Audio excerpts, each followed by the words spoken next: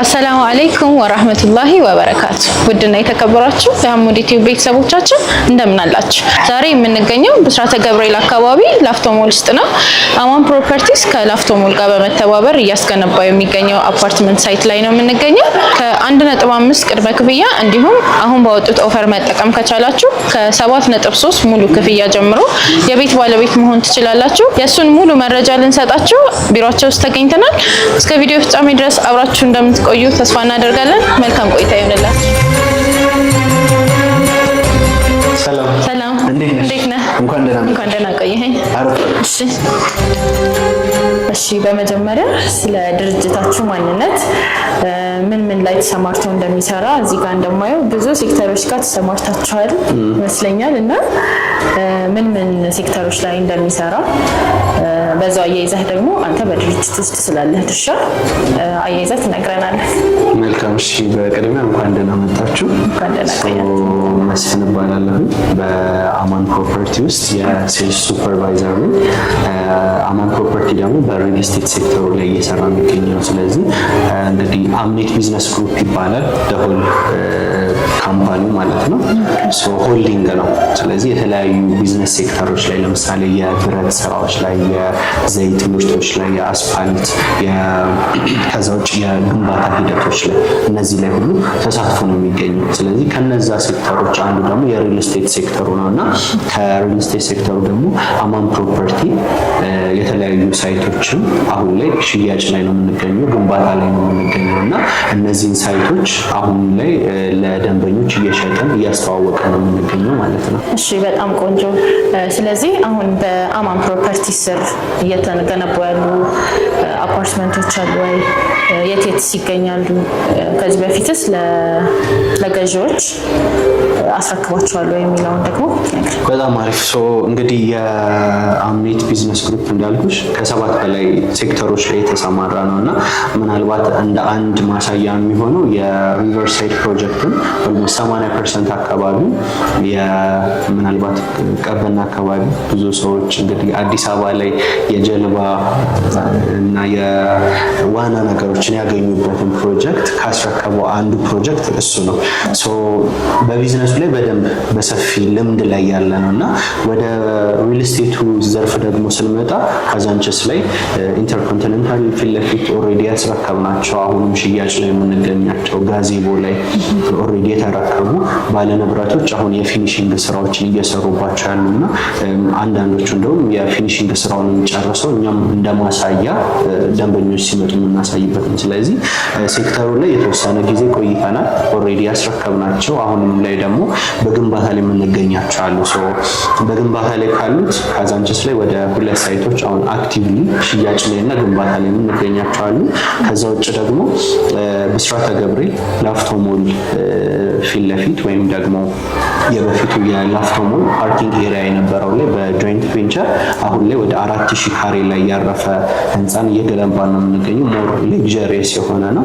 በጣም ከሚንግ ሱን የሆነ ደግሞ ኦልማርት ጋር እዛው ብስራተ ገብርኤል 2 ብለን ደግሞ አሁን ሬዲ እየሆነ ነው የምንገኘው ማለት ነው። ስለዚህ በጣም አክቲቭሊ ሪል ስቴት ላይ እየተንቀሳቀሰ ነው የምንገኘው። እሺ እንደነገርከኝ ከሆነ እንግዲህ 2 ሎኬሽኖች ላይ አክቲቭሊ ግንባታ እያካሄዳችሁ ነውና የሁለቱን ልዩነት እንዲሁም ሚክስድ ዩዝድ ነው ወይስ አፓርትመንት ብቻ ነው የሚለውን ደግሞ ለቤተሰቦቻችን ታስረዳልናለህ። መልካም።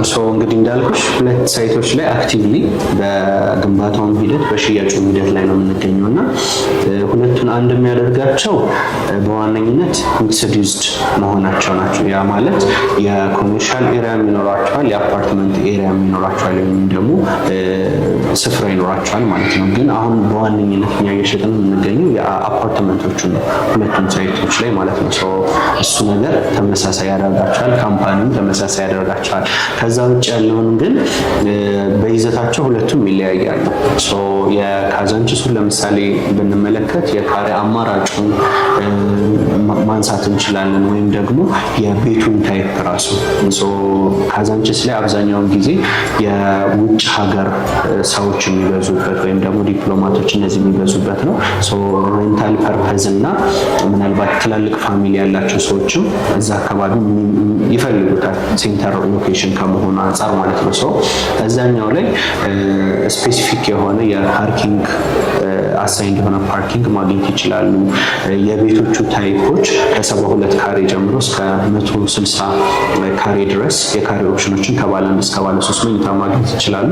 ከዛ ውጭ አብዛኞቹ የአፓርትመንት ታይፖች ወይም ሪል ስቴቶች ላይ የሚያገኟቸውን ነገሮች ማግኘት ይችላሉ። ባካፕ ጀነሬተርን፣ የከርሰ ምድር ውሃን፣ እነዚህ በቂ የሆነ ሊፍት እነዚህን ማግኘት ይችላሉ። ስለዚህ ከታች ባለው በኩል የግብይት ሂደቶችን ወይም ደግሞ ላይፋቸውን ኢዚ የሚያደርግላቸውን ነገሮች ማግኘት ይችላሉ። ኮሜርሻል ኤሪያዎች ስላሉ ማለት ነው። ከላይ ደግሞ ኑሯቸውን ወይም ለሬንትም ሊሆን ይችላል ለተለያዩ ፐርፐዞች ቤቶቹን ኢንቨስትመንት ላይ መሰማራት ይችላሉ ማለት ነው። ይሄ የካዛንቺስ ሲሆን የብስራተ ገብርኤሉ ላይ ደግሞ ስንመጣ አንድ በካሬ ይዘቱ ከፍ ያለ ነው። ቶታል ቢልድ የምናደርግበት ወደ 4000 ካሬ ነው የሚሆነው። ህንፃው የሚያርፍበት ደግሞ ወደ 2080 ካሬ ነው የሚሆነው።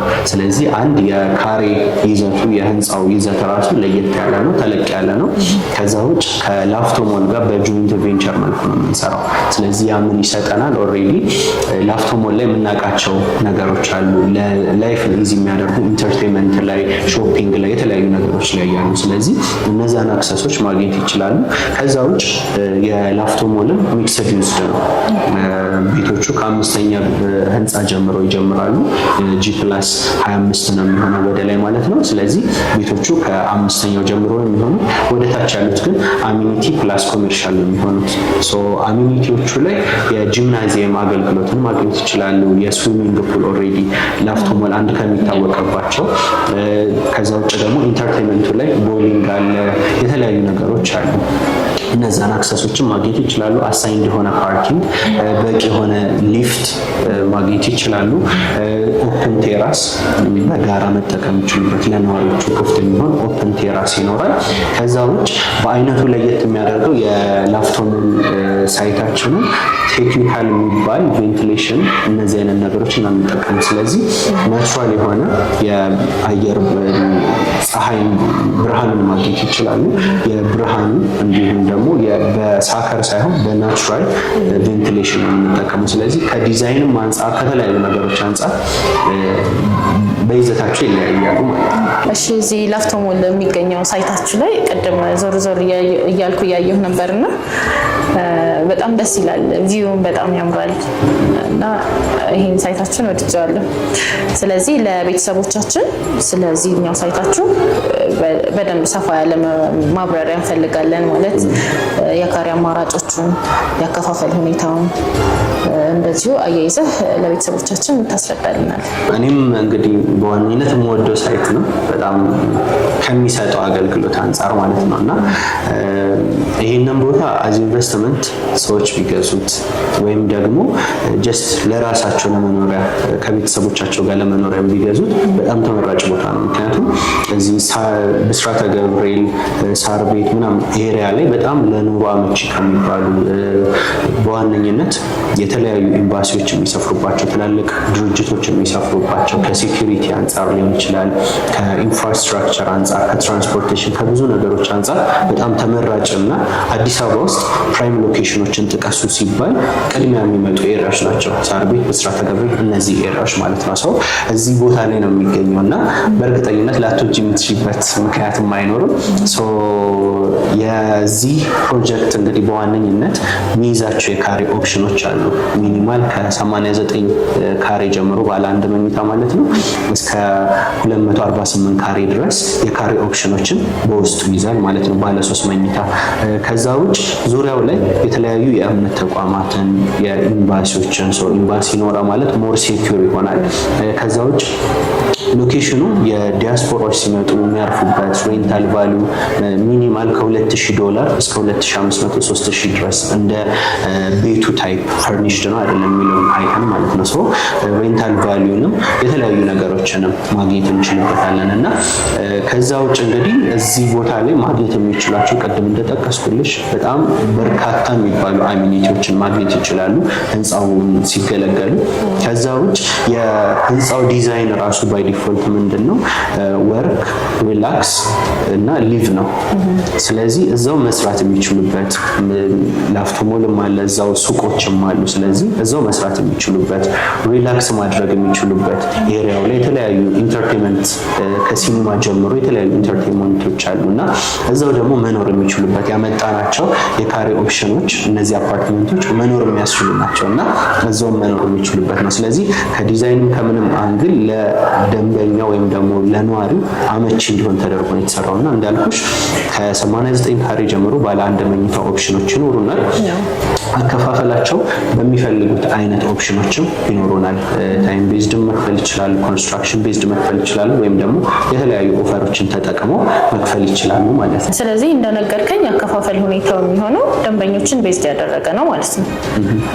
ስለሱ ሰፋ ያለ ማብራሪያ ትሰጣለህ? ምንድነው ደንበኞችን ያማከለ ነው ስንል አንዳንዴ እንግዲህ ሪጅድ የሆነ አከፋፈል ይኖራል ሪል ስቴቶች ላይ እና እኛ ጋር ደግሞ በተቻለን መጠን ከደንበኛው ጋር ሊሄድ የሚችል አይነት የአከፋፈል ሂደትን ይዘን የመጣ ነው። ታይም ቤዝድ አከፋፈል መክፈል ይችላሉ። ያ ማለት ለምሳሌ በየ3 ወሩ በየ4 ወሩ የተባለ የተቀመጠ ጊዜ ገደብ አለ። ስለዚህ በዛ ጊዜ ገደብ ውስጥ የተወሰኑ አማውንቶችን በፐርሰንቴጅ መክፈል ይችላሉ። ያንን ምን እንለዋለን? ታይም ቤዝድ አከፋፈል እንለዋለን። ምናልባት አንዳንድ ሰዎች መከፍልበትን ታይም አውቄ በዛ ጊዜ ገደብ ውስጥ መክፈል ይፈልጋሉ የሚሉ ደንበኞች አሉና ከዛ ያንን ኮንሲደር ከማድረግ አንፃር ታይም ቤዝድ አከፋፈልን ይዘን መተናል። ሁለተኛው ደግሞ ኮንስትራክሽን ቤዝድ ላልተገነባ ነገር ወይም ደግሞ ላላየሁት ነገር መክፈል አልፈልግም፣ የከፈልኩበትን ነገር ውጤቱን እያዩ መክፈል ነው የምፈልገው የሚሉ ደንበኞችም አሉ። ስለዚህ እሱን ኮንሲደር ያደረገው ደግሞ ኮንስትራክሽን ቤዝድ ወይም ደግሞ ኢንስታሌሽን ቤዝድ የሆነ አከፋፈል አለ። ስለዚህ በሱኛው አካሄድ ሲሄዱ ደግሞ ወደ 10 ዙሮች ይኖራሉ። ለእያንዳንዱ ለምሳሌ 2ኛ ፎቅ ላይ ሲደርስ 6ኛ ላይ 8 እያለ ለእያንዳንዱ ፕሮግረስ ፔመንቶችን የምንጠይቅበት አካሄድ አለ። ያ ኢንስታሌሽን ይባላል። ወደ 10 ዙሮች ይኖሩታል። ስለዚህ ከ15% ጀምሮ እስከ 5% የፐርሰንቴጅ ጋፕ ያለውን የአከፋፈል ሂደት ነው ይዘን የመጣ ነው። ሌላኛው ደግሞ ኢንቨስትመንት ላይ ብዙ ጊዜ እንግዲህ አዲስ አበባ ላይ የተለመደ አሰራር አለ። አዳዲስ ፕሮጀክቶች ሲወጡ ቆንጆ ኦፈሮች ይወጣሉ። ፕራይሳቸው በጣም ዝቅ ይላል ማርኬቱን ሰብሮ ለመግባት። ስለዚህ ያቺን ታይም የሚጠብቁ ደንበኞች ይኖራሉ። እሱን ደግሞ ኮንሲደር በማድረግ የተለያዩ ኦፈሮችን ይዘን መተናል። እንደሚከፍሉት ፔመንት ማለት ነው። ጠቅላላ ክፍያ ሲከፍሉ የ30% ዲስካውንት የምንሰጥበት አሊያም ደግሞ 50%፣ 30% እያሉ ሲከፍሉ ደግሞ ከ15 እስከ 20% ዲስካውንቶችን የምናመቻችበት ሂደትም አለ ማለት ነው። እሺ፣ ስለዚህ አሁን የጠቀስክልኝ ሳይቶች ላይ ደንበኞች ኢንቨስት አድርገው ከእናንተ መግዛት ቢፈልጉ በምን ያህል ጊዜ መረከብ ይችላሉ? እንዲሁም ደግሞ ሚኒማል ኮስት ውስጥ ከምን ጀምሮ ነው ማለት ከምን ያህል ገንዘብ ጀምሮ ነው? እንግዲህ አሪፍ ጥያቄ ነው ያነሳሽው። አንድ ሰው ኢንቨስት ካደረገ በኋላ በምን ያህል ጊዜ አጭዷል ወይም መቀበሏል የሚለው ነገር አሳሳቢ ነው ይንከና ምናልባት እንግዲህ ቅድም ሳይቱን አይተሻል፣ በኋላም ድጋሚ ያሳይሻሉ። የሳይቱ ፕሮግረስ ኦልሬዲ 1ኛ ፍሎር ላይ እየደረሰ የሚገኝ ሳይት ነው። ሰው ያ ምን ይሰጠናል? የተወሰነ ጊዜ ኦልሬዲ ሂደናል ማለት ነው ግንባታውን እና 2 ዓመት ተኩል ወይም ደግሞ የ30 ወራት ጊዜ ነው የሚኖረው። ስትራክቸር ለመጨረስ እስከ 10 ወር ነው። ምክንያቱም በወር 3 ስላብ የመሙላት ነው ሀሳባችን። በፖስቴንሽን ስለሆነ የምንሰራው አንድ እሱን ነገር ይሰጠናል። ሁለተኛ ደግሞ የተሻለ ስፒድን ይሰጠናል ማለት ነው። 2 ዓመት ተኩል ለሁለቱም ሳይቶቻችን ለካዛንችስም እዚህ ላለውም ሳይታችን የሚፈጅብን ታይም ነው የሚሆነው። ሌላኛው እንግዲህ ምን ያህል ኮስት ያደርጋቸዋል የመጀመሪያ ኢንቨስትመንት ለማድረግ ወይም ደግሞ አብሮ እዚህ ቦታ ላይ ባለ ንብረት ለመሆን ለሚለው የካዛንችሱን ስናነሳ ለምሳሌ 72 ካሬውን መጥቀስ እንችላለን። 72 ካሬ ባለ አንድ መኝታውን ብንጠቅስ ሚኒማል ኮስቱ የሚሆነው 15% ወደ 1.2 ሚሊዮን ብር ቅድመ ክፍያ ነው። የ15% ቅድመ ክፍያ ማለት ነው። አለበለዚያ ግን ቅድም ባነሳናቸው አከፋፈሎች ቀስ ብለው መክፈል ይችላሉ። እነዛን ኦፕሽኖች መጠቀም ይችላሉ። የላፍቶ ሞሉ ላይ ደግሞ ስንመጣ ሚኒማል ኮስቱ የሚሆነው 89 ካሬ ባለ አንድ መኝታውን ብንጠቅስ እሱ ላይ ደግሞ ከ1.5 ሚሊዮን ብር የ15% ቅድመ ክፍያ ማለት ነው። ከ1.5 ሚሊዮን ብር ቅድመ ክፍያ ጀምሮ የቤት ባለቤት መሆን ይችላሉ ማለት ነው። እሺ፣ ስለዚህ በዋነኝነት እኛ የሐሙዲ ቲዩቦች እናንተ ጋር የተገኘንበት ምክንያት ታላቅ ኦፈር እንዳላችሁ ሰምተን ነበርና ቅድም ስናወራ ትንሽ ነካክተህልኝ ነበር። አሁን ደግሞ ለሐሙዲ ቲዩብ ቤተሰቦች ብሪፍ እንድታደርግልኝ።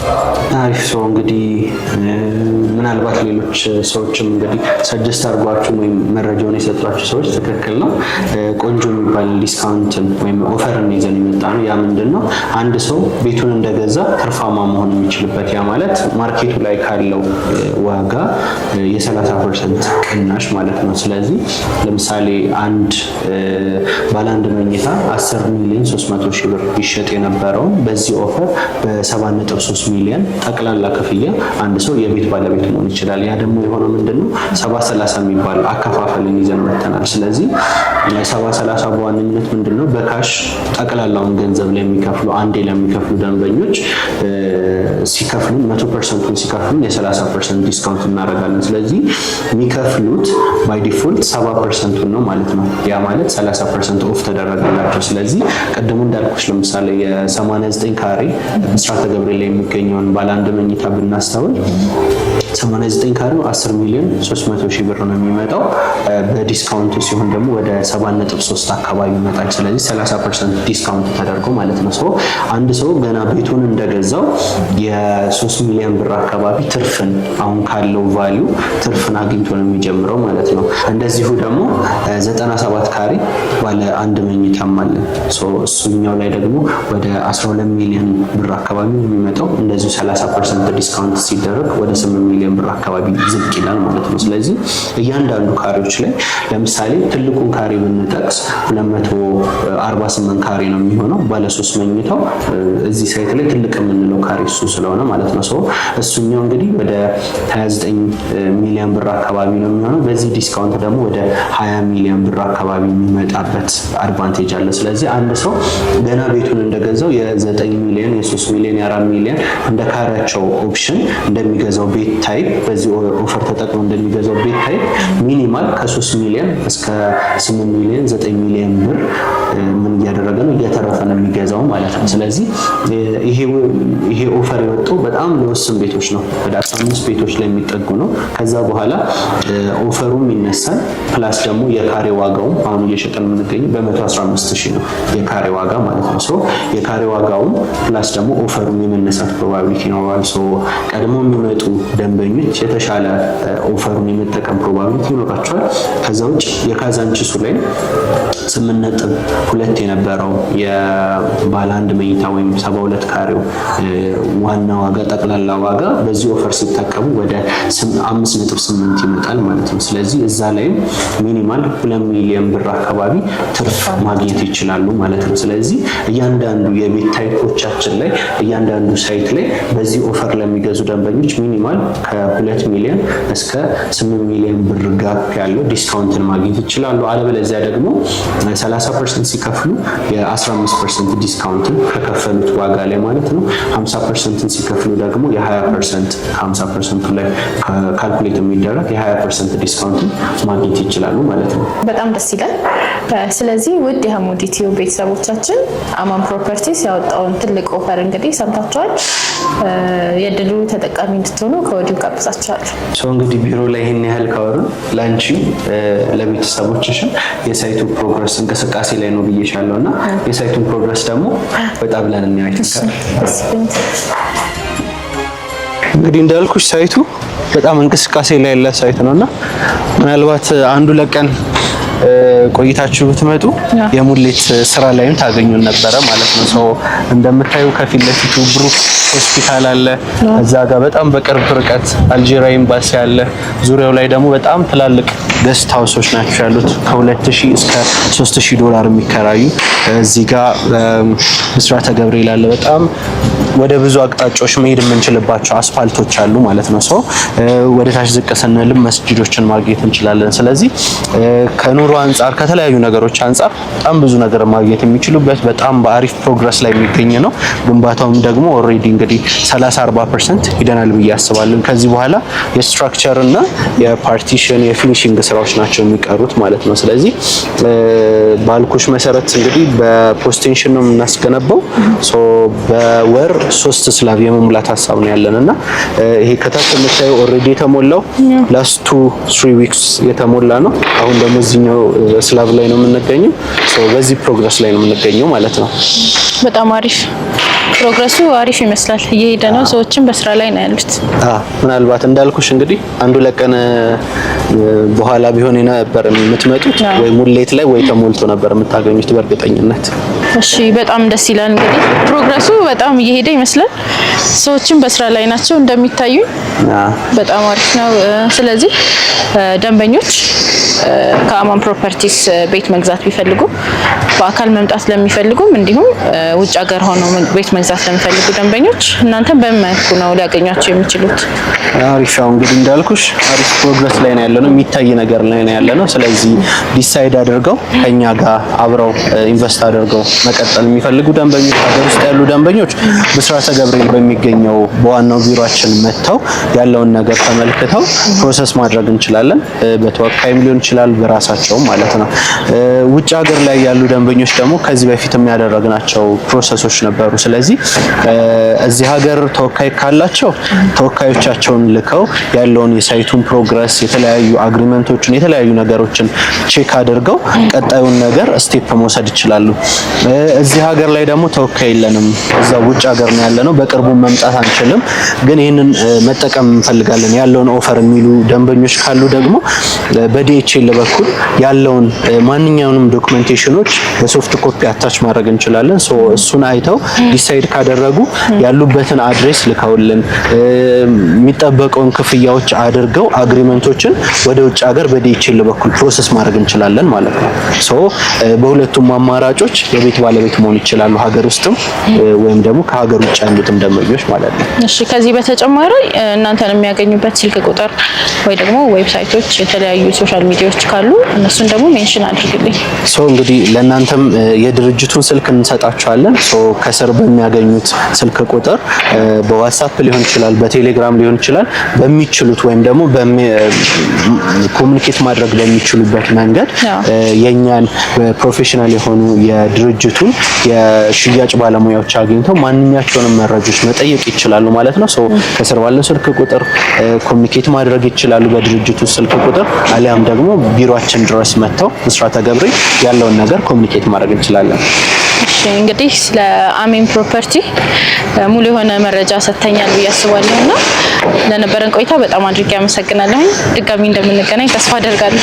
እኛም አክብራችሁን እዚህ ድረስ ስለመጣችሁ መረጃውንም ለደንበኞቻችን እንዲሁም ለእናንተ ቤተሰቦች ስላቀረባችሁልን በጣም እጅግ አድርገን እናመሰግናለን። ውድ ቤተሰቦቻችን በዛሬው ቪዲዮ እንግዲህ በአማን ፕሮፐርቲስ ተገኝተን ያደረግነው ቆይታ ይሄን ይመስል ነበረ።